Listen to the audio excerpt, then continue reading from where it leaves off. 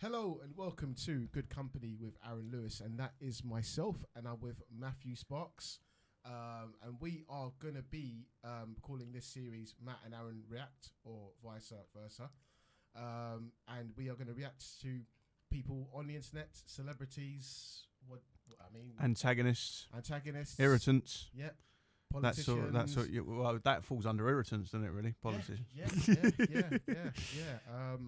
So today we're going to look at, or not today, but on this particular video, we're going to look at Jordan Peterson.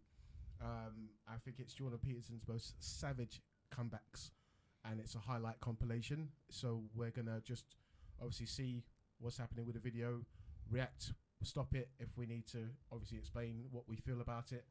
And so we're going to crack on with Jordan Peterson. I think this is the lady from GQ. Is it? He's wearing a ball suit, by the way. Yeah. That's a beautiful tartan, freaking bronze tie combo going on there. The man knows a suit. Yeah, no, he's pretty suave. All right, let's go. Some of them have enjoyed your work and say, No, I'm not one of you guys. I'm not with you guys. They haven't enjoyed my work. I've definitely read bits on the internet. Read more. Do you think a trans woman is a real woman? I don't really like the way those questions are formulated. I don't know what that means. What do you mean a real woman? Well, I'm asking you, in your mind, it depends what you think a real woman is, but do you think a trans woman is a woman? No. Why not? Because I think that women are capable, generally speaking, of having babies, and they have female genitalia, and they have an XX chromosome, and I think the biological markers are relevant. So he explained that very well. Really, he did actually, without being too offensive or sort of having to. She clearly tried to draw him out. Yes. Yeah. And make him sound reprehensible. Definitely. And it didn't actually fly. And I think that's what a lot of these people that try to challenge Jordan Peterson do. Is definitely. They try to get him to say something sensationalist. And he's not on that level, bro. No. He's not on your level. He is 2 steps or 3 steps in front of you when you're trying to challenge him. And he just hit her with a biological element, and that is his belief. The XX, bro. And that's it. That's his belief. That's it. Let's go. Not even a belief. It is. It's just facts. Facts. I'm interested in people being able to have different choices and having equality of outcome. Aha. Well, so the overwhelming proportion of people who are in prisons are male. Now, do you want to equalize that, just out of curiosity? What about bricklayers? They're 99% male. And we've got about 3/4 of the population now in universities in the humanities and social sciences are female. Yeah. Are we going to equalize that? And men work longer hours. They work more dangerous jobs. They're more likely to move. They're more likely to work outside. They're more likely to participate in jobs in the STEM fields that are scalable. They make more money for those reasons. And that's all hidden under the idea that the reason that men and women make different amounts of money is because of their gender. It's a very simplistic analysis. Why? What's your point of view on that? It's similar to the last point, really, that he, tries to get drawn on a very simplistic notion. And he basically says either he has the answer for it, like he did with the first question, or what he feels is the answer to it. And then he elaborates on it so brilliantly, though, doesn't he? Yeah. Do you know what I mean? And if he doesn't, as in not because he's not intelligent enough to know the answer, but he's like, it's impossible to give a basic answer like that. Yeah, because that was very, very nuanced what he said as well. I think it was a basic example, a very baseline one, because it's not even being too elaborate on everything. He was basically sort of pointing out that equality is impossible. Yes. Equity is possible, but equality isn't. Yeah. Because I think she used the term egalitarianism, isn't it? Really? Yeah. Do you know what I mean? And obviously that, we can try to make that happen, but you can make it more equitable, but you can't make it equal, because what he's saying about bricklayers the other argument is to true. that would be you have to not just give people. It's a meritocracy, isn't it? It's not just like because you say so. We're going to have to scale it up. We're going to have to do it 50-50. You can't just do that, Do you know what I mean? because it just doesn't always work like that. Yeah. Yeah.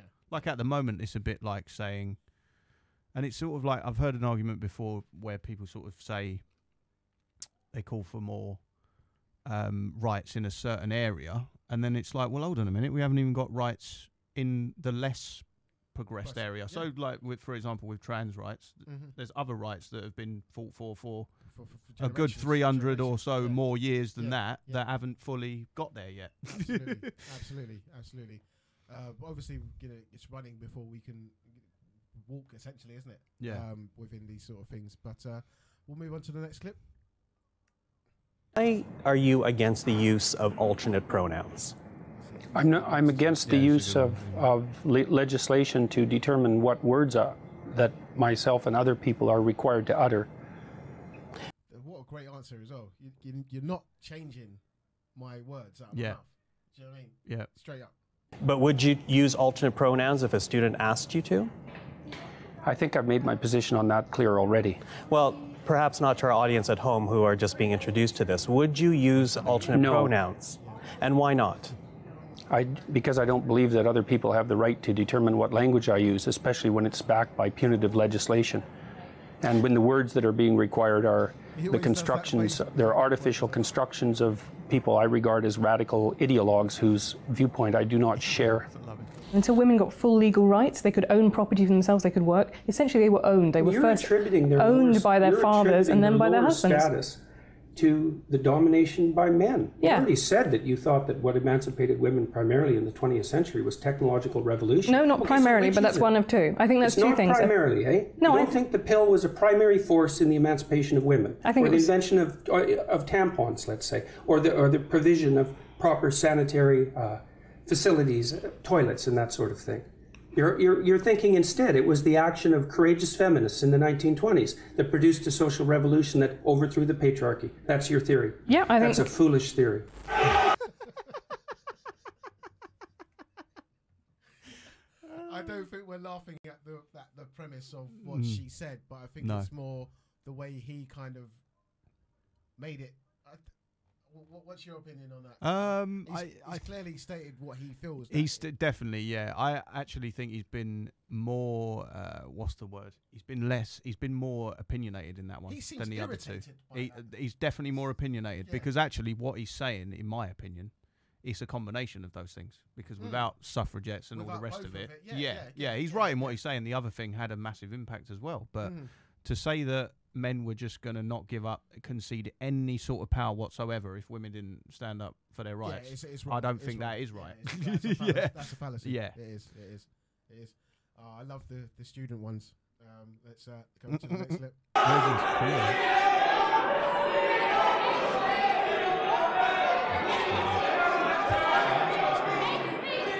Obviously, in the middle of a debate in a university, I'm gathering, because I mean, he loves a bit of that. Yeah, he does. I think there's a couple of students.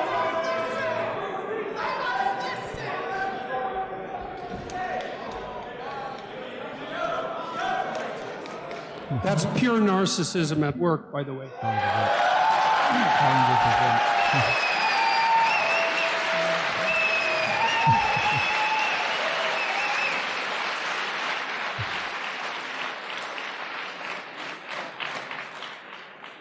You know, to hijack an event like this that other people put time and effort into, and to use their civility of the crowd and the civility of the organizers as an excuse to blatantly yell out your ill-informed opinions is no way to conduct a civil dialogue. It's absolutely appalling. The people who do that should be embarrassed.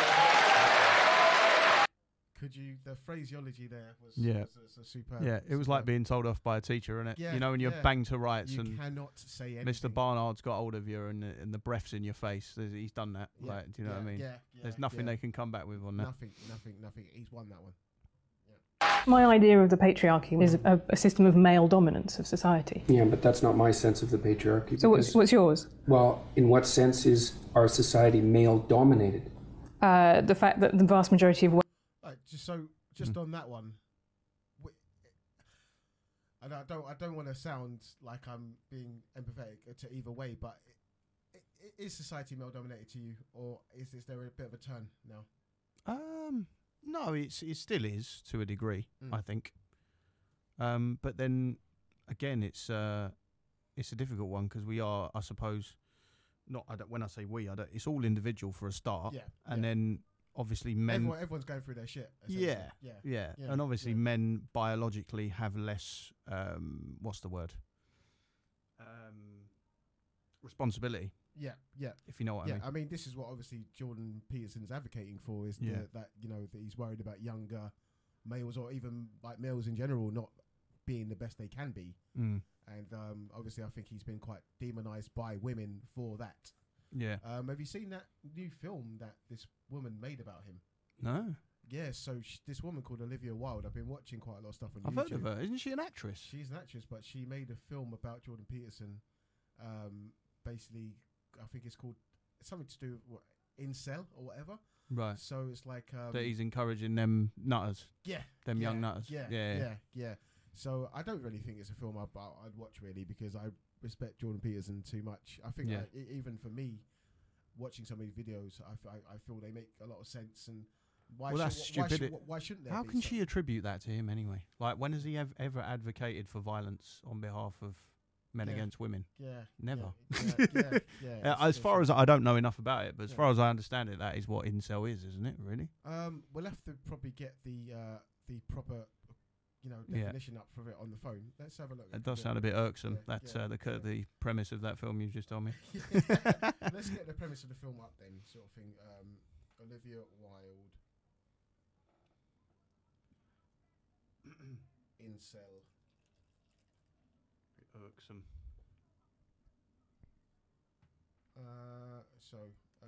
What is it about? There's a video of actually Jordan Peterson crying on Piers Morgan's podcast as well. Yeah. About the film, not about the film, but him. The premise of him being kind of like mocked because he's trying to encourage men to be better. Do you know what I mean? Yeah, all I can see on YouTube is him breaking down over Olivia Wilde's films. I'm not getting any, but let's find out what the. I've seen him break down quite a lot actually. I know he had problems with his wife or something recently, didn't he? She had cancer or something. Yeah, I definitely. think. Yeah. Okay, so an incel is a member of an online community of young men who consider themselves unable to attract women sexually, typically associated with views that are hostile towards women and men who are sexually active. Which has got nothing to do with Jordan Peterson, as far as I'm concerned. Yeah, so that's what I mean. I don't know how she's attributing that to him. It's nonsense, really, isn't it? Yeah, frankly. Because he was that nutbag in Plymouth was one of them, wasn't he? Incel. Who was that? That nutter in Plymouth that shot them people. Oh right, the fairly recent one. Yeah. It's a fairly like small word to encapsulate so much, though, isn't it? Like, I suppose it is. Yeah. There's a lot of shit. That to be fair, I could just be espousing the media narrative and that analysis of it. Yeah, that could have been absolute nonsense. So apologies. I've done an anti-JP just now. All right, cool. Let's get back to the video. Wealth is owned by men. The vast majority of capital is owned by men. Women do more unpaid labour. Very tiny proportion of men, and a huge proportion of people who are seriously disaffected are men. Most people in prison are men. Most people who are on the street are men. Most victims of violent crime are men. Most people who commit suicide are men. Most people who die in wars are men. That's an excellent people comeback. who do worse in school are men. It's like, where's the dominance here precisely? What you're doing is you're taking a tiny substrata of hyper-successful men and using that to represent the entire structure of Western society. There's nothing about that that's vaguely appropriate. But I could say equally well that most rape victims are women. Terrible things happen to people. So she's going somewhere where he's not going, right? With that Yeah, no, she's done him a bit with that again now. Yeah. He had a great counter argument for that, though. But she's pulled it back a bit. Yeah, she's going to take this to another level. People of both sexes. And you could say that with perfect utility, but that doesn't provide any evidence for the existence of a male-dominated patriarchy. I would say that anybody with more than a cursory knowledge of 20th century history who dares to claim simultaneously that they have compassion for the downtrodden and that they're Marxists are revealing either an ignorance of history that's so astounding that it's actually a form of miracle, or a kind of malevolence that's so reprehensible that it's almost unspeakable. Because we already ran the equity experiment over the course of the 20th century, and we already know what the Marxist doctrines have done for oppressed people all around the world, and the answer to that mostly was imprison them, enslave them, work them to death, or execute them. And as far as I can tell, that's not precisely commensurate with. Is he talking about? So that's Marxism, but isn't he talking about Stalinism there? I mean, like, I kind of understand what he's saying a bit. Most people that have adopted the Marxist banner from the essence of it. But they're not practicing Marxism. So for me, he's being a bit disingenuous there. Yeah. And also, he's not adding in the fact that anyone that tries to create a Marxist society gets completely smashed by capitalist societies who are way bigger. Always, like your Cubas and people like that who don't do all of the things that he just said, really. Yeah. Well, they do, obviously, but not there's got to be some atrocities in obviously, got to have a bit of torture and all that sort of thing. And, but even we do that. So, we're not, averse to that. Let's crack on. You can ask. Any message of compassion. Sorry, tried that, didn't work. We got 100 million corpses to prove it, and that's plenty for me. And if it's not... Then in this instance, he is talking about Stalin and that gathering. Well, or Mao, not just in Mao as well, but again, these are societies that were not Marxist. They had a hammer and sickle on the flag, but they were closer to Hitler than what they were. Yeah, it was just fascism. A Marxist society. For me, there's never actually been a Marxist society in its. And I'm not saying it would work, but they certainly wouldn't murder millions of people and all the rest of it. Do you know what I mean? Isn't it kind of framed under the guise of communism, but it's not? Obviously that's the whole shtick with it. They're like, oh, we're going to create a new world, and really it's the same old crap, but with a red flag and a hammer and a sickle on it. Yeah. But he's being a bit disingenuous with that. I think he's obviously speaking because something must have pissed him off. Yeah, he's obviously a vehement capitalist, but like a nice one, if you know what I mean. Yeah. Not enough for you, well then you should do some serious thinking either about your historical knowledge or about your moral character. Question for Professor Peterson. Why do you feel that someone's personal gender identity and pronouns infringes your free speech?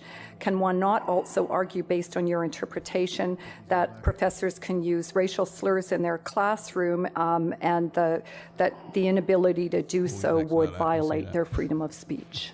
There's a difference between saying that there's something you can't say and saying that there are things that you have to say.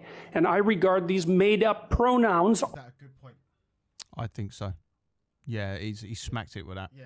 Because there's a difference between saying something you can't say, i.e. someone shouting out abuse at someone. You can't tell me I cannot say that. No. But then... Oh, so what do you do then? Because I mean, no, he's saying you can't make me say something, but you can tell me not to say something. Okay. So, for example, if you bowl in somewhere shouting abuse at someone, then it's right to say no, you can't do that. Yeah. However, if someone says to you, you must walk in a room and say you're such and such, by law, you must call me him, her, whatever. We don't have to do that, do we? Like when you walk into a restaurant, is there anything you have to say? If you want to be an a-hole, you can walk in and say, I want that on the menu. Not please, not thank you, not nothing. But you would say, please, thank you. And again, that is your right to do so. But you're not compelled by law. At all. And that person will still get you the food regardless. They might spit in it, but they'll still get you the food regardless. So you're not compelled by law or etiquette. Correct. Yeah. It's like saying, walking up to the Queen, like protocols with the Queen. You've got to do this and you've got to do that. That's part of their world, but it's not part of the real world, is it? Yeah. And even if you didn't, they're not going to chop your head off or anything like that. That's very insular, isn't it? Obviously, as well. That's what I mean. It's like a tiny example of what he's saying. He's saying their ideology is making it so that there's a precedent set that you've got to go in somewhere and say something. You must say something, which doesn't exist currently. Yeah, agreed. All of them as the neologisms of radical PC authoritarians. Do you understand that? And I'm not a fan of that sort of person. And the reason I'm not a fan of that sort of... So is he basically saying that there's a contingent of people that are kind of, with this political correctness agenda, it's all authoritarian. It's exactly the same as in a fascist society where someone, whoever that leader may be, would say, like, for example, in Germany in a certain era, the one I'm talking about, they would walk in a room and they would salute a certain person. You had to do it. You had to do it, mate. And what is the difference between that and what they are trying to argue? Do you remember that scene in Inglourious Bastards where, obviously, I think it was they were in that pub down below? Yes. And then the German commander was in there. Yeah. And then Michael Fassbender. And the actress was in there, the blonde woman, yeah. And he didn't have the right German dialect. That was it. He said, "Where are you from again?" And he said somewhere. He was like, "Don't recognise that." Yeah. That was a great scene. Oh, mate, you gotta love him. Yeah. Yeah, but it's obviously like he didn't. Also, the guy kind of didn't respect him anymore, or his rank, because he didn't have the right dialect. Mm-hmm. So that's obviously a contributing thing towards that whole Reich aspect, isn't it? Really? Yes. You know. Well, you had to fit into a certain framework, didn't you? Yeah. Which is essentially what he's saying is being pushed upon me. You know, I get the point. He's saying you can't just go around saying whatever you want, and that's always been the case. But then again, we can all just do that and say, I want to be called anything I want to be called. Do you know what I mean? Well, this is it. Yeah. Where does it? But the element of making someone else do that, you know, I might want to walk into a room and be called the greatest man alive every time I do it, but I don't want to compel people to do that. Yeah. If they so wish to, then that's not an issue. But if you compel someone to do that, it's a different kettle of fish, isn't it? Of course it is. Of course it is. Yeah. Person is because I've done my homework. I've read everything I can get my hands on in the development of authoritarian political systems, and I know the literature inside out and backwards. And I am not going to be a mouthpiece for language that I detest. And that's that. This whole patriarchy thing, I think you have no idea how pernicious and dangerous it is. Well, no, I don't. I really don't. Go on. Throughout history have fundamentally cooperated to push back against the absolute catastrophe of existence, a terrible death rate, the probability of chronic starvation, early death, disease, the difficulty of raising children with all the death that was associated with that, and to look backwards in time and say, well, basically what happened was men took the upper hand and persecuted women in this tyrannical patriarchies. It's absolutely dreadful misreading of history. It's a terrible thing to teach young women, and it's a horrible thing to inflict upon men. What's your point of view on that? That's quite heavy. That. Oh, it was quite heavy. I'm not going to say I don't think it's accurate. You know, that is a lazy way of looking at history, I think, to a degree. I mean, because this is the thing about even Marxists, proper Marxists actually do say that they give capitalism a lot of credence and respect for what it has done, because everything he said there is absolutely correct. You know, we'd have been scratching around with a bit of wood if it weren't for you know, the progress and technological advances and was it driven by men in terms of they had their prescribed role and women had their prescribed role? That's how it definitely worked. Absolutely, it was. You know, has it been better that that's changed a bit in society? There's always an evolution. Of course there is, yeah.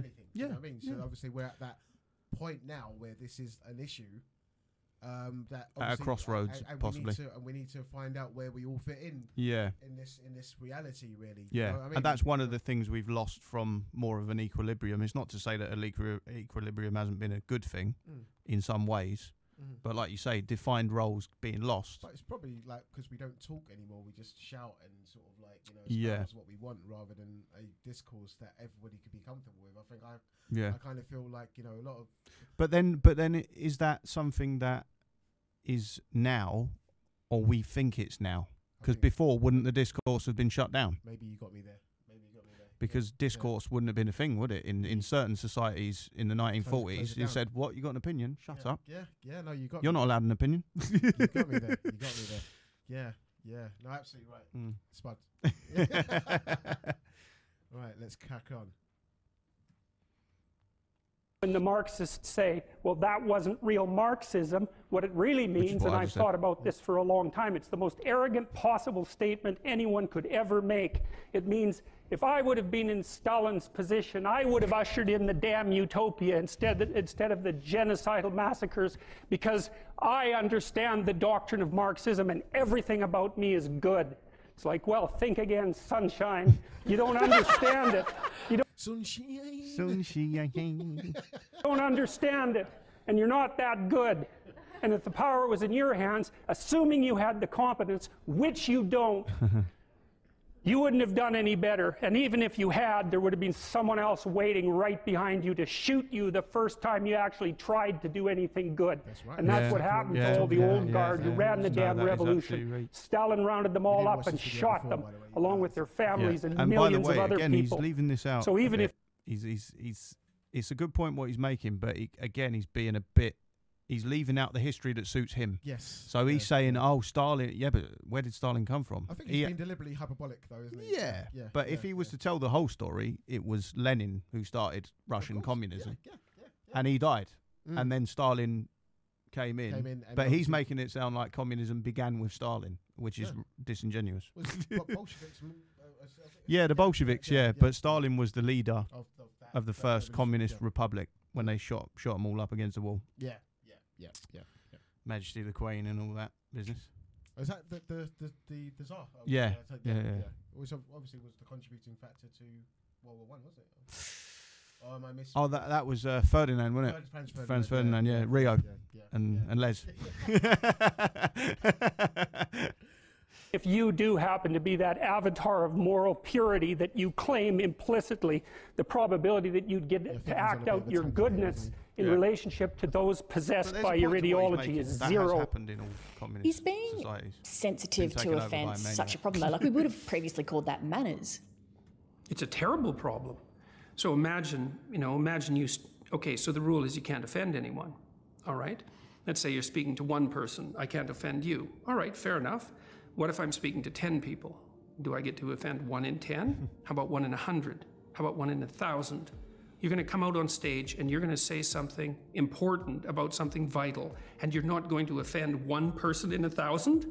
Well, you can't say anything about anything important ever without offending probably the person you're talking to. Important speech about important issues, especially contentious issues, is instantly. So he's absolutely he's dropped the bomb there, mate. He's dropped the bomb.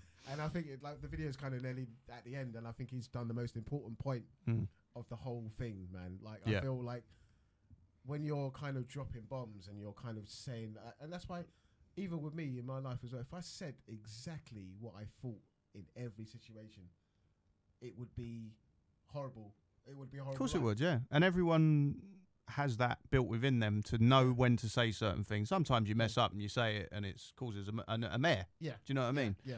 But like you said, when you're trying to say something important, basically what he's saying is, without that, you're talking about no civil rights movement. You're talking about no progress. Yeah.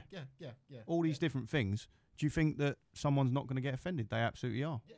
And you have to do that. You have to, Of course you do. It's a fundamental part of change. Of course you do. Do you know what I mean? You have to upset a few to change opinions. That's it. Do you know what I mean?